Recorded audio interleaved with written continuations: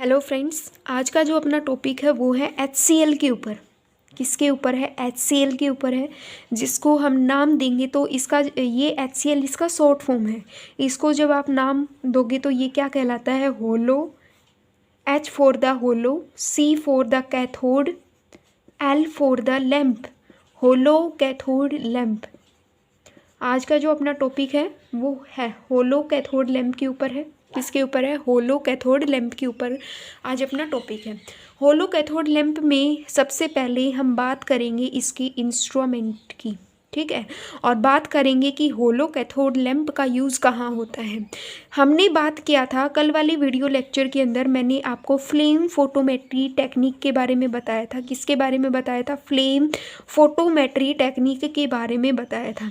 ये एक ऐसी टेक्निक होती है जिसमें आपका कोई भी मेटल का पार्टिकल है वो मतलब जब वो ग्राउंड स्टेट में लिक्विड से मतलब वो न्यूट्रल एटम बनता है। न्यूट्रल एटम बनने के बाद वो फ्लेम के ऊपर जाएगा। फ्लेम के ऊपर जाने के बाद क्या होता है, देखो, जब वो फ्लेम के ऊपर जाएगा ना तो फ्लेम पे जाने के बाद वो कुछ ना कुछ कलर को शो करेगा। क्या करेगा? कुछ ना कुछ कलर को शो करेगा। वो कलर किसके कारण आता है? उस मेटल की प्रेजेंस के कारण। और वो मेटल वो उस कलर को कब शो करती है? वो तब शो करती है जब वो मतलब एक्साइटेड स्टेट से ग्राउंड स्टेट में क्या होती है, जब वो एक्साइटेड से वापस से ग्राउंड स्टेट में आती है तब वो उस कलर को शो करती है। तो ये हमारा कल वाला टॉपिक था फ्लेम फोटोमेट्री टेक्निक के ऊपर। आज की वीडियो लेक्चर के अंदर हम बात करेंगे होलो कैथोड लैंप की। होलो कैथोड लैंप में मैं आपको एक छोटा सा डिस्कस बताना चाहूँगी यहाँ पे। एटॉमिक एब्जॉर्प्शन स्पेक्ट्रोस्कोपी एक हमारा टॉपिक होता है। Atomic absorption spectroscopy. Atomic absorption spectroscopy में क्या होता है कि कोई भी मॉलिक्यूल होता है, जब उसके ऊपर रेडिएशन को डाला जाता है, स्पेक्ट्रोस्कोपी, ठीक है, जब भी कोई मॉलिक्यूल होता है उसके ऊपर हम लाइट को डालते हैं तो वो जैसे ही लाइट को की रेडिएशन को एब्जॉर्ब करता है तो वो ग्राउंड स्टेट से एक्साइटेड स्टेट के अंदर चला जाता है। तो वो हमारा कहलाता है एटॉमिक एब्जॉर्प्शन, ठीक है। तो जब एटॉमिक एब्जॉर्प्शन और फ्लेम फोटोमेट्री की जो टेक्निक होती है ना, ये बिल्कुल एक दूसरे के रिलेट होती हैं। बिल्कुल ही क्या है, एक दूसरे के रिलेट होती है। बस फ़र्क इतना होता है कि जब आप जब फ्लेम का यूज़ करते हो तो इस साइड आपका वो कनकेव मिरर लगा हुआ होता है। किसके अंदर? फ्लेम फोटोमेट्री के अंदर। बट एटॉमिक एब्जॉर्प्शन स्पेक्ट्रोस्कोपी में क्या होता है, यहाँ पे आपके पास होलो, इस वाली साइड होलो कैथोड लैंप लगी होती है। इसका काम होता है कि ये इलेक्ट्रोमैग्नेटिक रेडिएशन को देने का काम करता है, ठीक है। तो अब हम मतलब इसके होलो कैथोड लैंप के इंस्ट्रूमेंट के बारे में स्टडी करते हैं। होलो कैथोड लैंप एक ग्लास की बनी हुई बोतल के जैसे होता है। जैसे कि हमें पता है कि ये एक ग्लास की बोतल होती है ना, कुछ ऐसी, जैसे कि ये ग्लास की बोतल के जैसा होता है इसका स्ट्रक्चर, ठीक है, ऐसे। यहाँ पे लगा हुआ होता है इंसुलेटर लगा हुआ होता है। इंसुलेटर का काम क्या होता है कि जो करंट को रोकता है, ठीक है। और इसके अंदर एक होल करके क्या फिट किया हुआ है, एक कैथोड की वायर को यहाँ पे फिट किया हुआ है, ठीक है। किसको फिट किया हुआ है? ये आपके पास है एक कैथोड की वायर है, कैथोड की नहीं, एनोड की क्या है, एक वायर है। इसको हम क्या नाम देंगे कि ये हमारे पास एक एनोड की वायर है। किसकी वायर है? एनोड की एक वायर है। फिर सेकंड स्टेप में क्या होता है कि यहाँ पे एक होलो कैथोड लैंप है, जो कि सी शेप में एक होलो कैथोड लैंप है। और इसके साइड में यहाँ पे क्या लगी हुई है? दोनों साइड इसके एनोड वायर लगी हुई होती हैं। और जो ये बीच में है, ये बीच वाला पोर्शन है, इसको हम क्या बोलते हैं? बीच वाले को हम बोलते हैं होलो। होलो का मतलब होता है जो अंदर से खाली है। होलो कैथोड वायर, ये अपने पास क्या है? एक होलो कैथोड वायर है, ठीक है। जब हमने होलो कैथोड लैंप के अंदर हमने इसके नाम में ही इसका इंडिकेशन है। होलो का मतलब होता है कि जो आप कैथोड वायर को लोगे वो आपके पास होलो होगी, ठीक है। जो कैथोड होगी ना आपकी, वो किन के बीच में होगी? Cathode wire in between anode के बीच में होगी, एनोड के बीच में होगी, ठीक है। ये जो एनोड वायर है इसको हम नाम देंगे कि ये मोस्टली तो हमें पता है कि एनोड को हम क्या देते हैं, जो अपने पास एनोड होती है वो नेगेटिव होती है। बट इसमें अपोजिट है। ये जो एनोड है ना, इसको अपन ने पॉजिटिव नाम दे रखा है। क्या नाम दे रखा है? ये पॉजिटिव है। और ये जो कैथोड है ये अपने पास क्या है? नेगेटिव है। जो ये कैथोड है ना, ये अपने पास नेगेटिव है, ठीक है।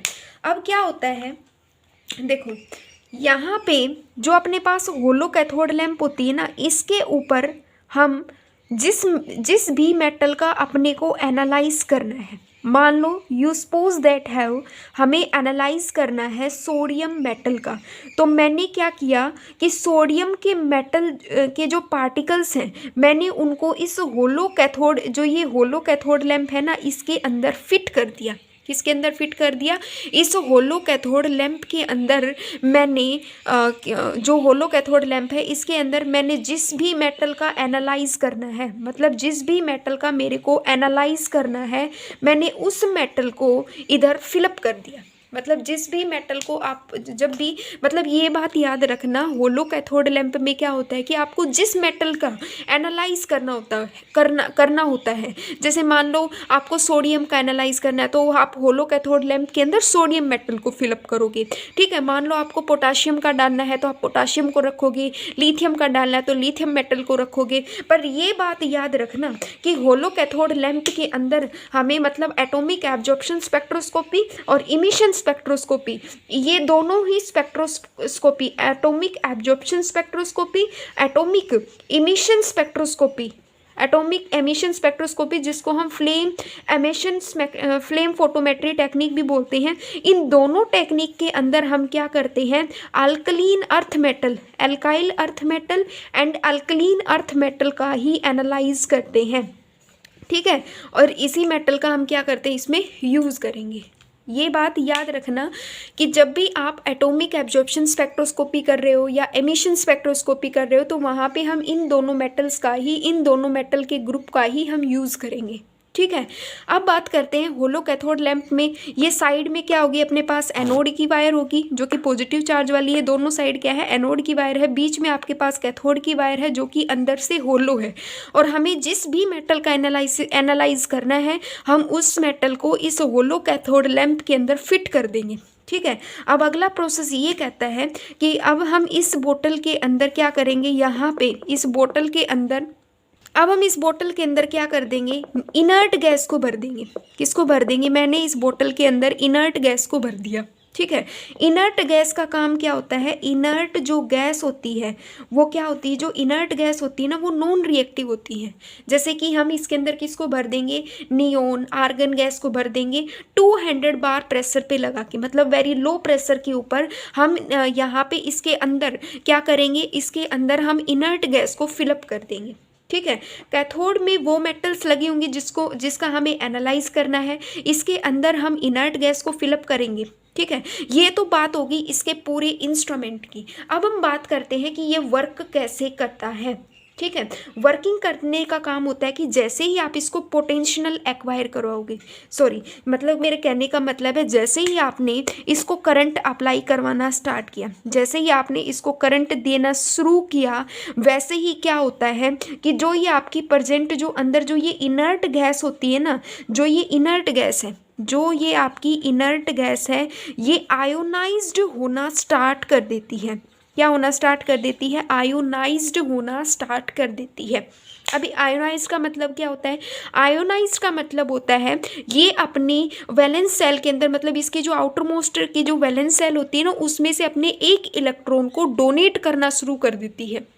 इन दिस कंडीशन में आपकी जो हीलियम गैस भरी हुई है मान लो आपने, तो हीलियम गैस के ऊपर क्या होगा, पॉजिटिव चार्ज आएगा। हीलियम गैस के ऊपर क्या होगा, पॉजिटिव चार्ज। मान लो यहाँ पे आपने नियोन गैस ले लिया, मान लो हीलियम या नियोन जो भी आपकी इनर्ट गैस है आपने उसको ले लिया, सॉरी हीलियम नहीं, नियोन आर्गन गैस, ऐसे आपने इनर्ट गैस को ले लिया। नियोन के ऊपर जब आप इस नियोन ने जब ये आयोनाइज हुई तो इसने अपने इलेक्ट्रॉन को डोनेट किया तो इसके ऊपर क्या आ गया, पॉजिटिव चार्ज आ गया।